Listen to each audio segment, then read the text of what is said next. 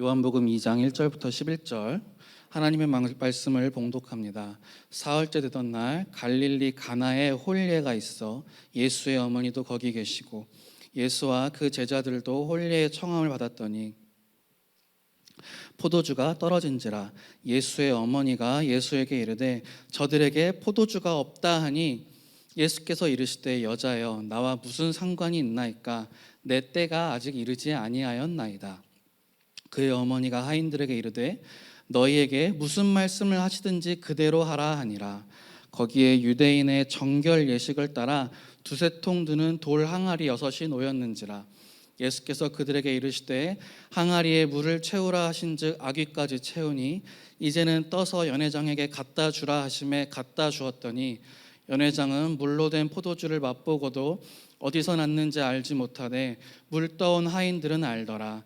연회장이 신랑을 불러 말하되 사람마다 먼저 좋은 포도주를 내고 취한 후에 낮은 것을 내거늘 그대는 지금까지 좋은 포도주를 두었도다 하니라. 예수께서 이 첫 표적을 갈릴리 가나에서 행하여 그의 영광을 나타내심에 제자들이 그를 믿으니라. 아멘. 네, 여러분 반갑습니다. 이렇게 대면 예배로 다시 만나게 되니까, 다시 만나는 게 아니죠. 저랑은 처음 만나시는 거죠. 제가 올 초부터 청년부를 담당했으니까 처음 만나는 거네요. 이제 영상으로는 한번 인사를 드렸지만 다시 한번 인사를 드리겠습니다. 제가 올해부터 청년부 담당하게 된 김영동 목사입니다. 반갑습니다. 네, 우리 함께 청년부에서 주님의 은혜를 나누면서 귀한 시간 함께 만들어 갔으면 좋겠습니다. 오늘 본문은 보통 가나의 혼인잔치라고 많이 부르는 그런 본문입니다.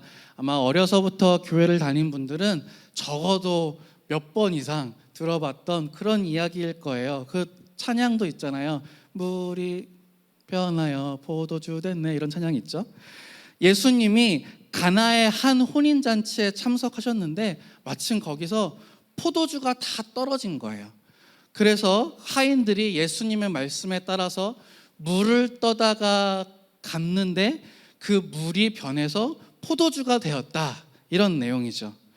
물이 변해서 포도주가 됐다. 놀라운 일이에요. 보통 이런 일을 뭐라고 부릅니까? 기적이라고 부릅니다. 기적. 그런데 오늘 우리가 읽은 본문에서는 이걸 기적이라고 부르지 않고 다른 말로 불렀어요. 우리 요한복음 2장 11절 말씀을 함께 읽어보겠습니다. 시작. 예수께서 이 첫 표적을 갈릴리 가나에서 행하여 그의 영광을 나타내심에 제자들이 그를 믿으니라.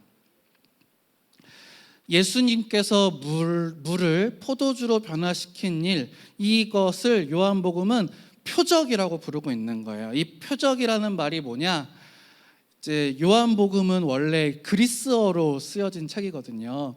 그래서 그리스어 단어에서는 이 표적이 원래 세메이온이라는 말이에요. 처음 들어보셨죠? 세메이온이라는 말인데 이거를 번역한 거죠. 우리말로 표적이라고. 이거를 영어 성경에서는 주로 뭐라고 번역했냐면은 miraculous sign 또는 그냥 sign이라고 번역했습니다. 그러니까 기적 사인이 이제 뭐 표시판이라는 뜻이잖아요. 사인에서 시그널, 신호라는 말이 나오는 거니까. 그럼 미라큘러스 사인 이러면은 기적적인 표시, 정말 놀라운 표시, 이런 뜻이에요. 놀라운 일인데 기적이 그저 놀라운 일이라면 그냥 미라클, 기적이 그냥 미라클이라면 표적은 미라클이면서 사인인 거예요. 다른 무언가를 상징하는 일이라는 거죠. 물이 변해서 포도주가 됐다. 이 놀라운 일이 무엇을 상징하는 걸까요? 그래서 이런 내용에 대해서 궁금한 점이 생기면 우리는 이제 성경을 앞뒤로 조금 더 읽어보는 겁니다. 앞뒤로 조금 더 읽어보면 이제 요한복음 3장에 가면 이제 다시 이런 내용이 나와요. 이제 물이 변해서 포도주가 되는 거니까 이건 변화에 관한 거잖아요. 요한복음 3장에서 다시 변화에 대한 말씀을 합니다. 우리 자막을 같이 읽어보겠습니다. 시작. 그가 밤에 와서 예수께 이르되 랍비여 우리가 당신은 하나님께로부터 오신 선생인 줄 아나이다. 하나님이 함께 하시지 아니하시면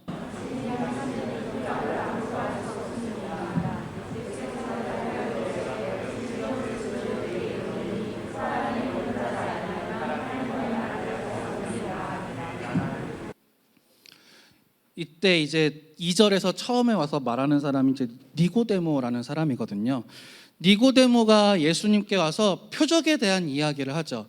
이 표적이 어쩌고저쩌고 이야기를 하니까 예수님이 바로 사람이 거듭나야 한다 이런 이야기를 하세요. 거듭난다. 거듭난다는 말은 다시 태어난다는 말이에요. 그러니까 이것도 변화예요. 변화.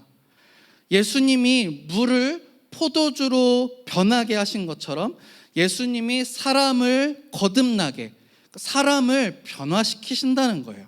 물이 포도주로 바뀐 사건은 예수님이 사람을 변화시킨다는 것을 상징하는 거예요. 자, 여러분, 예수님은 과거에도 오늘날에도 미래에도 영원토록 동일하신 분이다. 우리가 이렇게 이야기를 합니다. 무슨 말이냐면 예수님은 변하지 않는 분이다 라는 뜻이죠. 성경에 나온 예수님이 곧 우리가 믿는 예수님인 거예요. 성경의 예수님이 사람을 변화시키는 분이시라면 우리가 오늘날 믿는 예수님도 사람을 변화시키는 일을 하신다는 거예요. 그러니까 예수님은 우리를 변화시키신다는 말이에요. 그 일을 지금도 하고 있다는 거예요. 나를 변화시키신다는 거예요. 무엇에서 무엇으로 변하는 걸까요?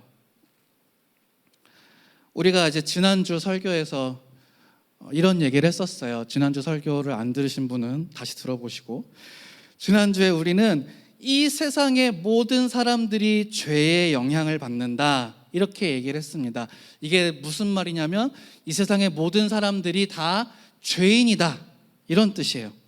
근데 여러분, 내가 죄인이다 이게 잘 와닿습니까? 교리적으로는, 지식적으로는 그게 그런가 보다 할 수 있어요. 그냥 머리로는 내가 하도 그런 말을 많이 들었으니까 내가 죄인인가 봐 할 수도 있죠. 근데 내가 죄인인가? 이게 가슴으로는 잘 와닿지 않을 수도 있어요. 사실 이게 어렵거든요. 근데 내가 정말 죄인인가 아닌가를 알 수 있는 아주 간단한 테스트가 있습니다. 지금 할 수 있어요. 여러분, 가슴에 손을 얹고 자기 자신에게 이렇게 질문해 보세요. 나는 하나님의 말씀대로 살고 있는가 아닌가? 나는 하나님의 말씀대로 살고 있는가 아닌가? 내가 바라는 것, 내가 하나님 말씀대로 살고 싶어 이게 아니고 현재의 내 모습, 내가 지금 어떻게 하고 있는지, 어떤 선택을 하는지, 어떤 일을 하는지, 교회를 다니고 말씀을 듣고 이런 시간이 많이 쌓이면서 하나님의 말씀대로 살아가야 한다라는 의식이 우리 안에 생기지만, 그것을 바라기도 하지만, 그렇게 살고 싶어라고도 하지만, 그렇지만 내 현실은, 내 실상은 여전히 내 마음대로 살고 있다면, 말씀은 말씀대로 듣고 나는 나대로 살고 있다면, 여러분, 우리가 죄의 영향을 받을 때 나타나는 일이 바로 하나님의 뜻대로 살지 못하는 거예요.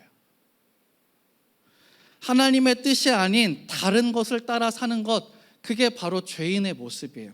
꼭 어디 가서 무슨 도둑질을 하거나 뭐 강도짓을 하거나 살인을 하거나 그러지 않더라도 하나님 말씀대로가 아니라 내 마음대로 또는 상황 때문에, 내가 처한 이 현실 때문에 어쩔 수 없이 지금은 바쁘니까, 힘드니까, 피곤하니까, 이걸 해야 되니까, 나랑 같이 있는 사람이 이걸 원하니까, 여러 가지 이유로 그렇게 하나님이 아닌 다른 것에 이끌려서 살고 있다면 그게 바로 내가 죄인이라는 뜻이에요. 여러분은 어떻습니까? 어떻습니까? 생각해 보세요. 하나님은 유일하신 분이고 절대자이고 창조주예요. 그리고 사람은 하나님의 피조물이죠. 이게 무슨 말이냐면 그 절대자이자 창조주인 하나님이 나에게 절대적인 존재라는 거예요. 사람에게라고 하면 너무 일반적이죠. 나에게 절대적인 분, 절대적인 존재, 그게 하나님이라는 거예요. 하나님이 뭐라고 말씀하시면 나는 그 말을 순종하는 게 당연한 그런 관계라는 거죠. 여러분, 출애굽기 20장 3절 말씀, 여러분 다 아는 말씀이에요. 한번 같이 읽어볼게요. 시작. 너는 나 외에는 다른 신들을 내게 두지 말라. 하나님 외에 다른 신들을 내게 두지 말라. 이게 무슨 말이냐? 다른 신들이 있다는 얘기가 아니라 다른 신 같은 존재를 너에게 두지 말라는 거예요. 하나님 말고 다른 절대적인 존재가 너에게 있어서는 안 된다는 거예요. 우리가 순종할 대상, 그 선택지는 오직 하나님뿐이라는 거죠. 하나님 말씀대로. 창세기를 읽어보면 그 3장에서 죄를 지어서 타락하기 전까지 사람은 오직 하나님 말씀대로 살았어요. 다른 게 없어요. 하나님이 애들 이거 이름 지어라 그러면 가서 동물들 이름 지어주고, 여기 이것만 먹어라 그러면 그것만 먹고, 왜 이렇게 해야 돼요? 왜 얘네 이름을 내가 지어줘야 돼요? 그런 질문이 없어요. 그냥 이렇게 해라 그럼 이렇게 하는 거예요. 다른 선택지가 없으니까 갈등도 없어요. 내가 바라는 것과 하나님의 말씀 사이에서 갈등하는 일이 없고, 왜 그래야 해요? 나는 이렇게 하고 싶은데, 이런 질문이 없는 거죠. 사람에게 순종의 대상은 오직 하나님뿐이었고, 그리고 그 하나님께 순종할 때 그 순종의 기쁨을 누리면서 하나님 말씀 안에서 평안과 안식과 보호하심을 누리면서 그렇게 살았다는 거죠. 그런데 뱀이 여자에게 와서 하나님이 정말로 동산의 모든 열매를 먹지 말라고 하셨냐? 이렇게 물어봐요. 그때까지만 해도 이 여자에게는 아무 의심이 없었어요. 그게 아니라 동산 중앙에 있는 저 나무, 저것만 먹지 말고 다른 거는 다 먹어도 된다고 하셨어. 그리고 지금까지 아무 의심 없이 그렇게 살아왔고요. 하나님의 말씀이 그거니까.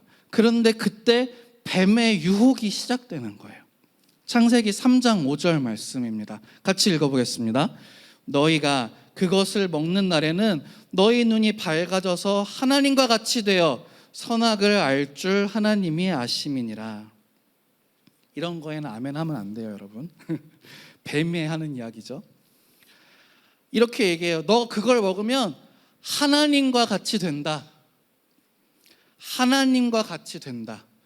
이 마음이 여자의 안에 들어오면서 하나님의 말씀과 내 마음이 따로 놀기 시작하는 거예요. 이 내면의 갈등이 시작돼요. 다음 말씀도 읽어볼게요. 네, 여자가 그 나무를 본즉 먹음직도 하고 보암직도 하고 지혜롭게 할 만큼 탐스럽기도 한 나무인지라. 여기까지만. 여자가 그 나무를 보니까 먹음직도 하고 보암직도 하고 지혜롭게 할 만큼 탐스럽기도 하고, 무슨 말이에요? 갈등이 생겼어요. 저걸 먹고 싶다. 저걸 내가 갖고 싶다. 하나님은 먹지 말라고 하셨는데 자꾸 보면 볼수록 먹음직스럽고 맛있게 생겼고, 정말 저걸 먹으면 하나님처럼 될 것 같아. 하나님의 말씀과 나의 욕망이 충돌하는 거예요. 충돌하고 내면의 갈등, 이게 곧 불순종이 됩니다. 그리고 이 불순종의 순간에 이 세상에 꺼지지 않는 죄의 불이 붙어버리는 거예요. 그 순간을 틈타고 죄가 이 세상에 침투해서 불을 확 질러버리는 거죠. 하나님께 순종하도록 창조된 사람에게 본질적인 변화가 일어났습니다. 이 경우에는 이제 변화가 아니라 변질이라고 해야 좀 더 맞겠죠. 변질, 나쁘게 변한 거니까요. 사람이 하나님께 불순종하는 순간 사람은 순종의 대상을 잃어버렸어요. 순종의 기쁨을 잃어버렸어요. 순종의 대상이 하나님이었는데 그 순종의 대상의 자리, 하나님의 자리가 비었어요. 내 안에서, 내 안에서 순종의 대상의 자리가 비어버렸고 그 자리를 내가 차지했어요. 하나님과 같이 될 거야. 하나님처럼 될 거야 하면서 하나님의 자리를 차지한 거죠. 하나님께 순종하는 대신 나에게 순종하는 거예요. 내가 하고 싶은 대로, 내가 먹고 싶은 대로, 내가 가고 싶은 대로. 내가 나 자신에게 하나님과 같은 절대적인 존재가 된 거죠. 내 안에서 하나님의 자리를 내가 차지한 거예요. 이게 바로 죄의 핵심이에요. 하나님과 같이 정말 객관적으로 위대한 존재가 되어서 온 세상을 다스리고 막 못하는 게 없고 이런 게 아니라 나 자신에게 하나님과 같은 절대적인 존재가 되는 것. 사람에게 유일한 순종의 대상인 하나님의 자리를 내가 대신 차지해버린 거죠. 그리고 그렇게 해서 내가 나 자신을 막 마음대로 휘두르기 시작했냐? 그게 아니에요. 그 하나님의 자리에 들어간 나를 죄가 노예로 삼았어요. 네, 요한복음 8장 34절 말씀을 읽어보겠습니다. 예수께서 대답하시되 진실로 진실로 너희에게 이르노니 죄를 범하는 자마다 죄의 종이다. 하나님의 자리를 내가 차지했는데 그런 나를 죄가 노예로 삼았어요. 결국 하나님께 순종하는 사람이었는데 죄에게 순종하는 사람으로 변한 거죠. 이걸 타락이라고 부르는 거예요. 타락.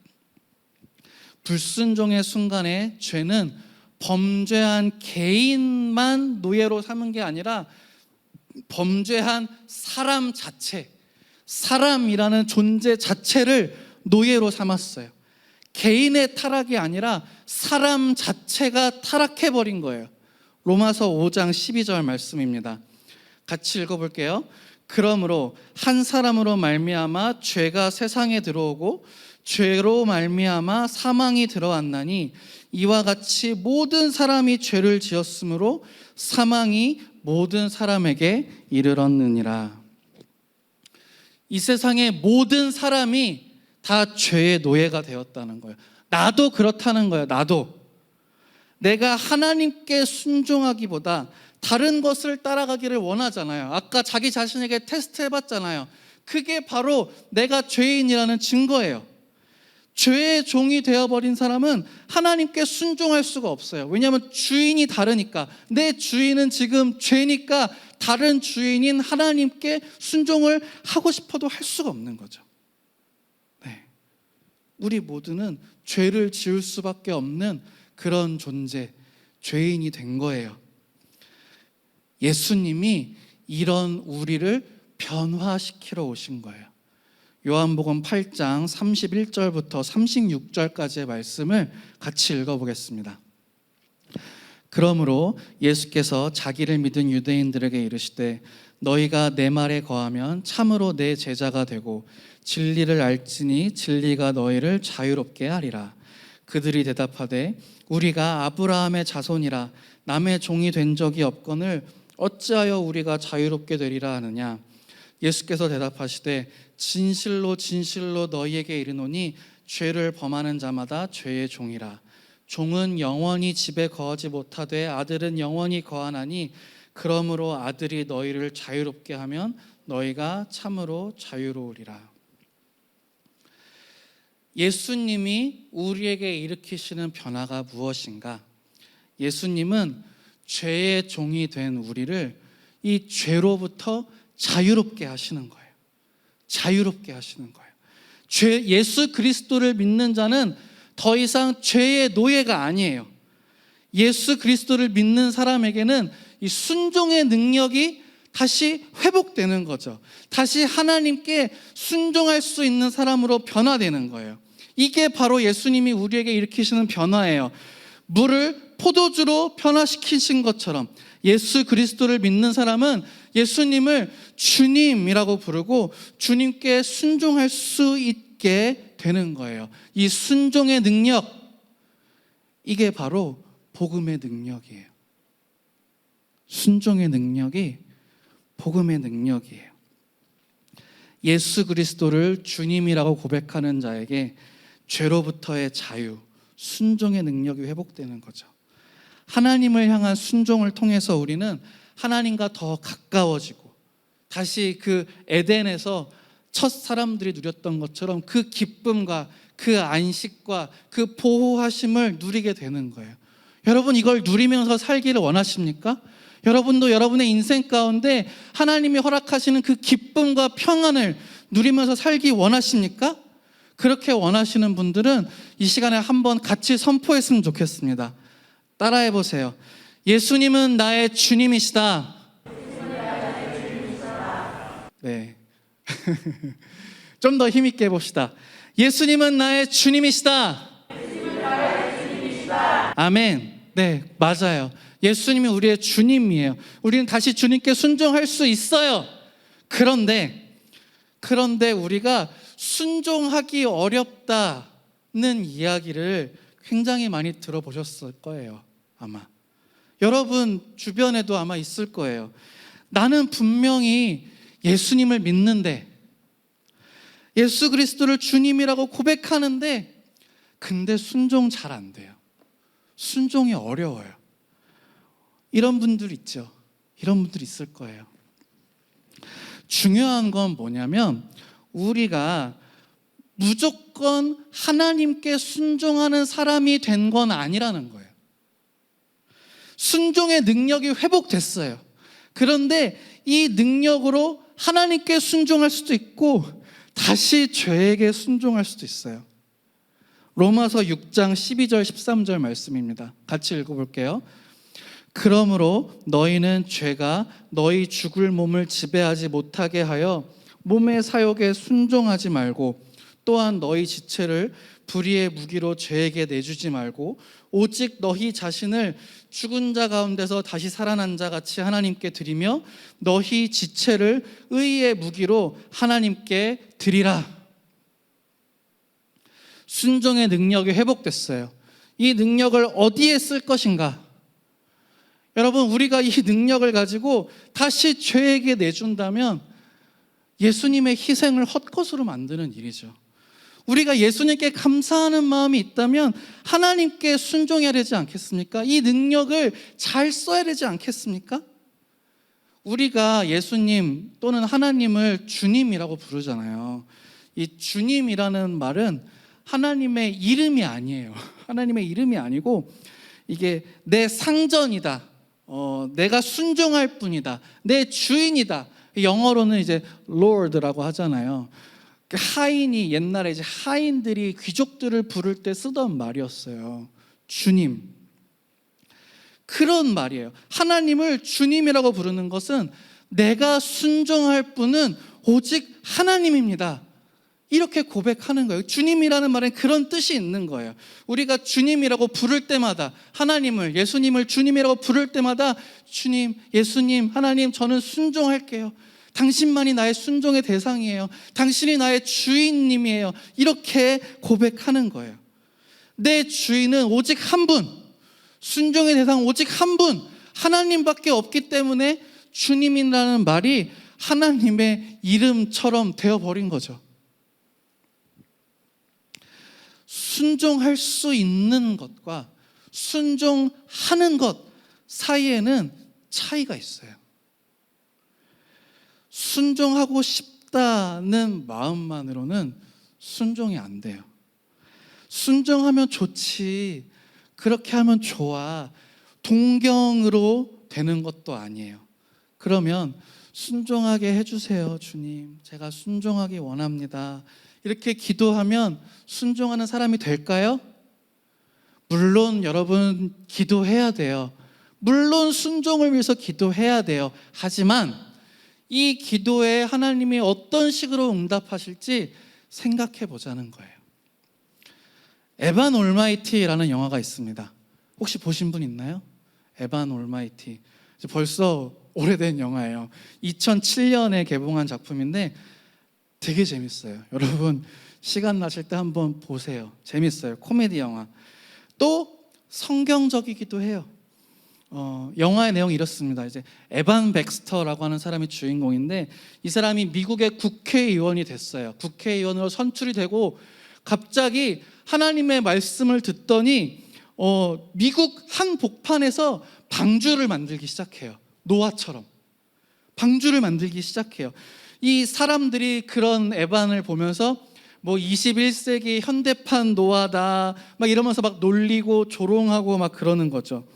사회적으로 비웃음거리가 되고 국회의원으로서의 입지도 위기를 겪습니다. 뿐만 아니라 에반의 가족들, 그 아내인 조안과 자녀들도 그런 에반 옆에 붙어 있다가 그 에반의 이해할 수 없는 행동 때문에 결국은 지쳐서 우리 잠깐 저기 우리 엄마네 집에 가 있을게 이러면서 이제 에반을 떠나게 돼요.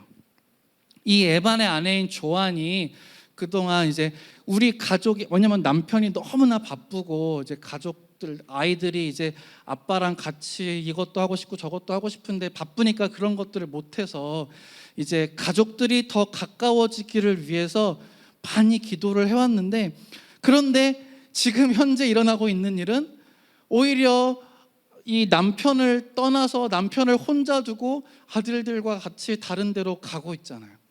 그러니까 이게 너무 속상한 거예요. 속상한 가운데 그 떠나가는 길에 운전을 하고 가다가 중간에 이제 식사를 위해서 한 식당에 들렀습니다.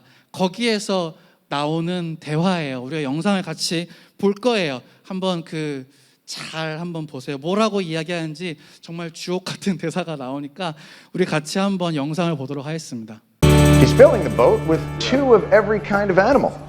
Still to be collected, 2 giraffes, 2 elephants, and 1 more jackass. What an idiot. Oh, he's a mook. Jerks. Don't worry about it, you guys. Come on, eat up. Not hungry. Yeah, me neither. You guys can't eat, I can't stop. Can we go to the bathroom? Me too. Okay, Dylan, go with them. Please. Fine. Oh, excuse me, can I get a refill, please? Coming right up. Thank you. Excuse me. Are you all right? Yeah. No, it's a long story. Well, I like stories. I'm considered a bit of a storyteller myself. My husband, have you heard of New York's Noah? The guy who's building the ark. That's him. I love that story. Noah and the ark. You know, a lot of people miss the point of that story. They think it's about God's wrath and anger. They love it when God gets angry. What is the story about then, the Ark? Well, I think it's a love story about believing in each other. You know, the animals showed up in pairs. You know, they stood by each other, side by side, just like Noah and his family. Everybody entered the ark side by side. But my husband says God told him to do it. What do you do with that? Sounds like an opportunity. Let me ask you something. If someone prays for patience, you think God gives them patience? Or does he give them the opportunity to be patient? If they prayed for courage, does God give them courage, or does he give them opportunities to be courageous? If someone prayed for the family to be closer, do you think God zaps them with warm, fuzzy feelings? Or does he give them opportunities to love each other? Well, I gotta run. A lot of people to serve. Enjoy.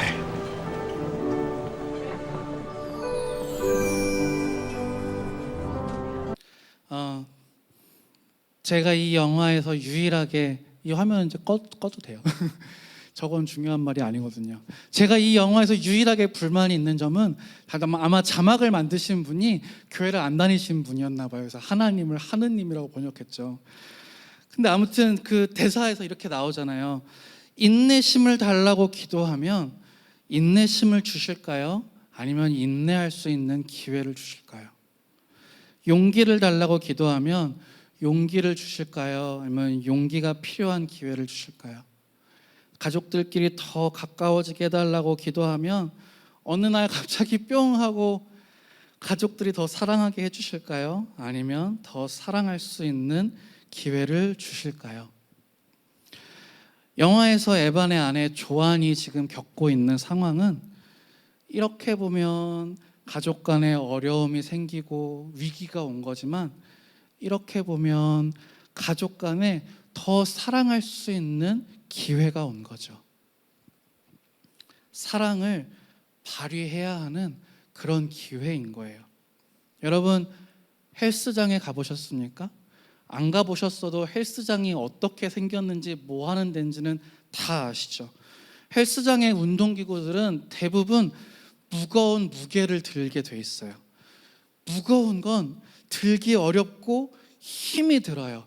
너무 무거운 걸 들면 근육이 찢어지는 그런 고통을 겪기도 하죠. 무거운 짐을 나르기 좋아하는 그런 사람이 있습니까?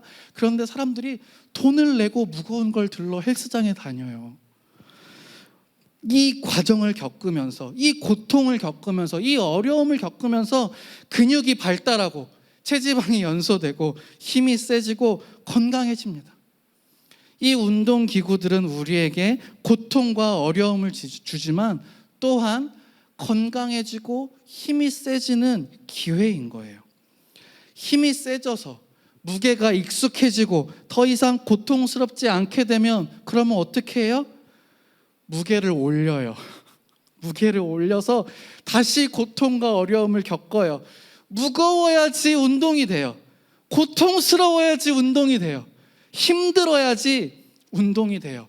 그렇게 운동해야 더 힘이 세지고 더 건강해져요. 우리가 순종하게 해주세요. 기도하면 하나님은 우리에게 순종을 짠하고 주실까요? 아니면 순종할 수 있는 기회를 주실까요? 여러분, 기회는 다르게 보면 위기이기도 한 거예요. 우리에게 어렵고 무겁고 고통을 줘요. 그렇지만 우리가 이 기회를 잡으면 순종의 근육이 발달하는 거예요. 망설이는 걸로는 할 수 없어요. 헬스장 앞에 가서 주여 외친다고 그걸 들게 됩니까? 들어 올라갑니까? 내가 들어야죠. 내가 들어야 돼요. 헬스장 가서 그 운동기구 앞에서 들어야 되나 말아야 되나, 무거울 것 같은데 하지 말까, 한 번만 낮출까, 그렇게 고민하는 사람이 있어요? 고민하는 걸로는 운동이 안 돼요. 들어야 돼요. 순종할까 말까. 순종은 어렵다, 하기 싫다, 안 하고 싶다, 포기하면 편해. 물론 편하죠. 포기하면 편해요. 어려워요. 고통스럽고 안 하고 싶은데 어려워야 순종의 힘이 커집니다. 고통스러워야 순종의 힘이 커져요. 순종하지 않으면, 고통스러우니까 난 안 해, 순종하지 않으면 제자리에 머물게 됩니까? 여러분, 운동하지 않으면 건강이 제자리에 머뭅니까? 근손실이 와요. 운동하지 않으면 점점 건강과 멀어져요. 운동이라도 해야 건강을 유지라도 할 수 있고 더 건강해질 수도 있는 거예요. 순종하지 않으면 하나님과 더 멀어져요. 믿음이 후퇴해요. 순종이라도 해야 이 믿음을 유지라도 하고 하나님께 더 가까이 나아갈 수도 있는 거예요. 말씀 몇 개를 좀 연속해서 읽어보겠습니다. 디모데전서 4장 7절, 8절, 그리고 히브리서 욥기 말씀까지 쭉 같이 읽어볼게요. 함께 읽겠습니다. 망령되고 허탄한 신화를 버리고 경건에 이르도록 내 자신을 연단하라. 육체의 연단은 약간의 유익이 있으나 경건은 범사에 유익하니 금생과 내생의 약속이 있느니라. 무릇 징계가 당시에는 즐거워 보이지 않고 슬퍼 보이나 후로 그로 말미암아 연단 받은 자들은 의와 평강의 열매를 맺느니라. 그러나 내가 가는 길을 그가 아시나니 그가 나를 단련하신 후에는 내가 순금같이 되어 나오리라. 아멘. 예수님이 물을 포도주로 변화시키신 것처럼 우리를 하나님께 순종할 수 있는 사람으로 변화시키셨어요. 우리 안에 순종의 능력을 회복시키셨어요. 그리고 하나님은 우리에게 그 순종의 능력을 사용할 수 있는 기회, 순종의 기회를 주세요. 여러분, 순종하기 어려워 보이는 말씀을 만났습니까? 순종할 수 없는 상황입니까? 순종할 수 없는 만한 그런 일이 생겼어요? 사람들이랑 싸웠어요? 누구를 정말 죽도록 미워하게 됐어요? 너무너무 슬픈 일이 생겼어요? 순종하게 해달라는 기도에 하나님이 응답하시는 중일지도 모릅니다. 여러분의 기도 응답을 받고 있는 중일 수 있어요. 저는 이걸 이렇게 부르고 싶어요. 순종 헬스장. 순종 헬스장. 여러분, 순종의 위기는 순종의 기회예요. 하나님이 주신 순종의 능력과 그 기회를 가지고 여러분 뭐 하고 있습니까? 운동기구 앞에서 망설이는 사람처럼 그 순종의 기회 앞에서 망설이고 있나요? 내가 할 수 있는 것만 해서는 늘지 않아요. 들 수 있는 것만 들어서는 운동이 안 돼요. 늘 하던 대로 해서는 믿음이 성장하지 않습니다. 순종할 수 없던 것에 여러분 도전하십시오. 여러분 어려움을 순종으로 극복하십시오. 힘들어요. 어려워요. 눈물이 나요. 그렇지만 그래야 성장해요. 그래야 성장해요. 믿음이 자라나요. 순종의 능력이 강해져요. 그리고 어려웠던 순종이 어느새 쉬워지는 거예요. 물론 그때가 되면 하나님이 무게를 올리시겠죠. 근데 그렇게 우리가 순종의 용사가 되는 거예요. 순종의 용사. 여러분 혹시 운동하지 못할 이유가 있습니까? 옛날에 제가 어릴 적에 소시적에 즐겨봤던 만화 중에 다이어터라는 만화가 있었어요. 제 기억에 아마 다음 웹툰에서 연재가 되던 만화였던 것 같은데 이제 어떤 굉장히 이제 뭐랄까 체중이 많이 나가는 자매가 이제 남자 트레이너를 만나서 이제 운동을 하는 다이어트를 하는 그런 내용이에요. 그림을 보여주세요. 네, 저 남자가 이제 트레이너인데 운동을 못 하겠다고 안 하겠다고 핑계 대는 그 자매한테 등짝을 이제 내리치면서 이렇게 얘기하는 거예요. 운동하지 못할 이유가 뭐가 있냐는 거예요. 봄은 잘 안 보이죠? 제가 읽어드릴게요. 봄은 황사 때문에, 여름은 더워서, 가을은 천고마비, 겨울은 추워서, 맑으면 놀러 가고 싶어서, 흐리면 몸이 쑤셔서, 눈 오면 눈 와서, 비 오면 비 와서, 바람 불면 바람 불어서, 평일은 피곤하다고, 주말은 쉬어야 해서, 휴일은 남들도 쉬니까, 명절은 명절이니까. 다 빼고 나면 언제 운동할 수 있어요? 그죠? 운동 못할 이유가 안 돼요. 운동하면 하는 거죠. 운동 가야 하는 데가 아니라 가자. 해야 하는 데가 아니라 하자. 이렇게 말해야 되는 거죠. 여러분, 순종하지 못할 이유가 있습니까, 여러분? 어려워서, 해본 적 없어서, 이건 내가 정말 싫어하는 거니까, 다른 사람들도 다 못하니까 나도 못해도 괜찮습니까? 날이 좋아서, 날이 좋지 않아서, 날이 보통이어서 모든 날이 순종할 수 없는 그런 날입니까, 여러분? 예수님이 우리를 변화시키셨어요. 이 변화는 이미 우리 안에 일어났어요. 예수님의 이 놀라운 기적은 우리 안에 이미 일어났어요. 이제는 우리가 순종하지 못할 이유가 없어요. 베드로전서 2장 16절 말씀입니다. 함께 읽겠습니다. 여러분은 자유인으로 사십시오. 그러나 그 자유를 악을 행하는 구실로 쓰지 말고 하나님의 종으로 사십시오. 이 세번역 성경이거든요. 네. 여러분에게 하나님이 자유를 주셨는데 그 자유로 악을 행하지 말고 하나님의 말씀대로 살라는 거죠. 여러분, 망설이지 마세요. 두려워하지 마세요. 순종에 도전하십시오, 여러분. 도전하십시오. 청년이잖아요. 젊고 힘있고 뭐든지 할 수 있는, 뭐든지 도전할 수 있는 그런 때예요. 나이가 들면 더 힘들어져요. 어른이 되고 저 막 결혼하고 아기를 낳고 할아버지 할머니가 되고 나이가 들어서 삶의 방식을 바꾸는 거는 정말 어려운 일이에요. 아직 할 수 있어요, 여러분. 아직 기회가 있어요. 저를 따라해 봅시다. 큰 소리로. 순종해야 되는 데가 아니라 순종하자. 이게 여러분의 진심입니까? 다시 해보겠습니다. 순종해야 되는 데가 아니라 순종하자. 여러분 자신에게 그렇게 선포하세요. 순종하자. 순종하자. 기도할 때도 순종하게 해주세요. 이게 아니라 주님 순종하겠습니다. 순종하겠습니다. 같이 기도합시다, 여러분. 이 시간 우리가 같이 기도하실 때 여러분 자신을 한번 생각해 보세요. 내가 어떻게 살고 있는지, 주님께서 주신 이 순종의 능력을 내가 어떻게 쓰고 있는지. 예수님이 자기 자신의 생명을 바쳐서 십자가에 자기 자신의 목숨을 희생해서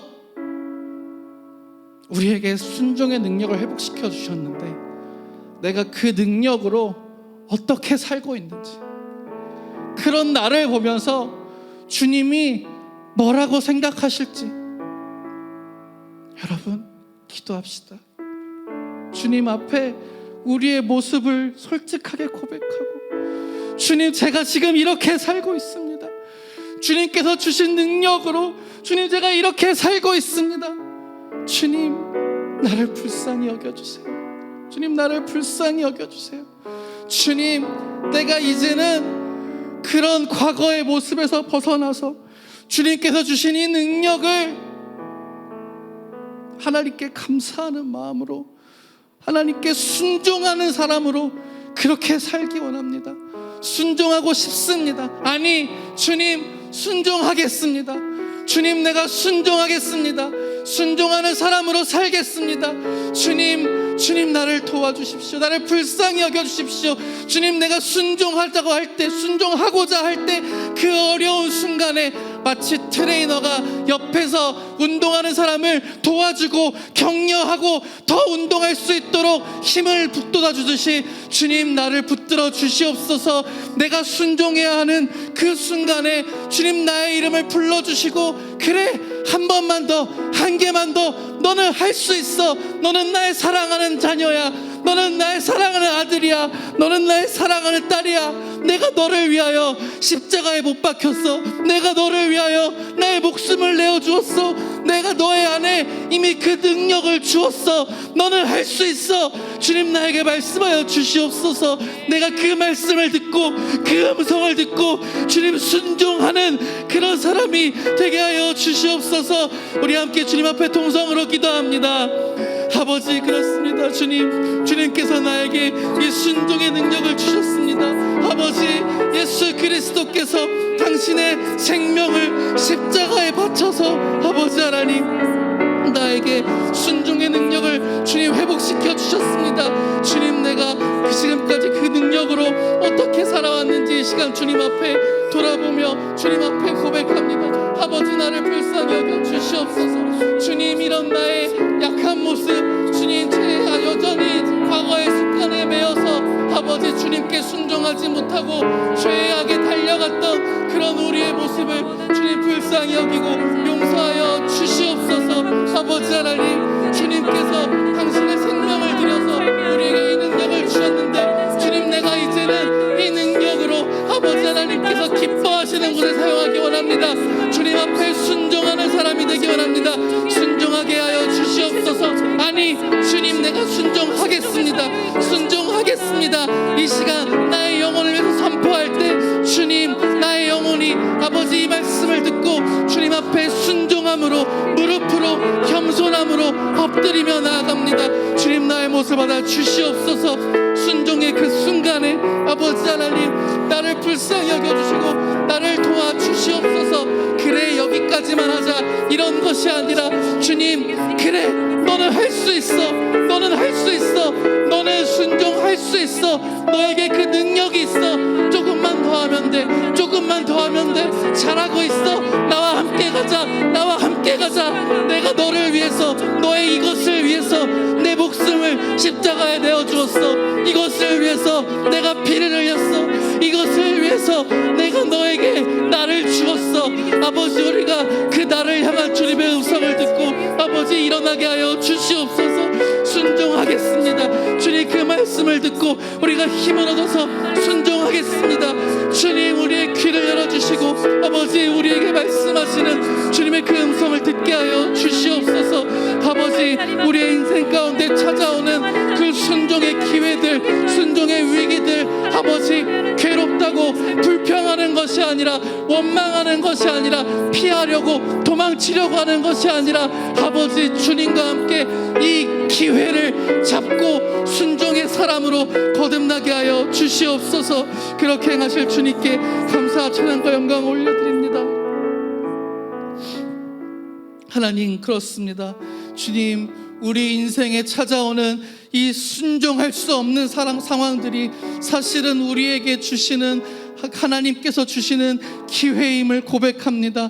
우리가 순종할 수 없었던 것들을 순종할 수 있게 되는 그런 기회임을 고백합니다. 아버지 우리가 지금까지는 이것이 기회인지 알지 못했습니다.